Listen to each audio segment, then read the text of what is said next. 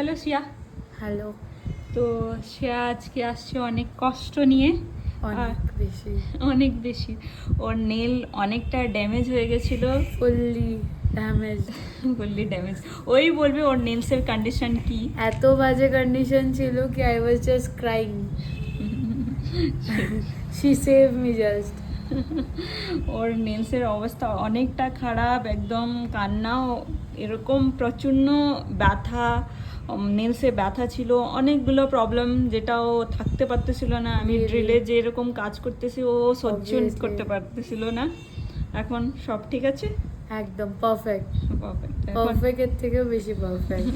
এখন শান্তি আই লাগতেছে। Really love your work. Thank you so much. আর বললাম একটু রেস্ট নাও কিছুদিন, আবার তোমার কাছেই আসবো কিন্তু। ওকে ওকে, অবশ্যই আসো।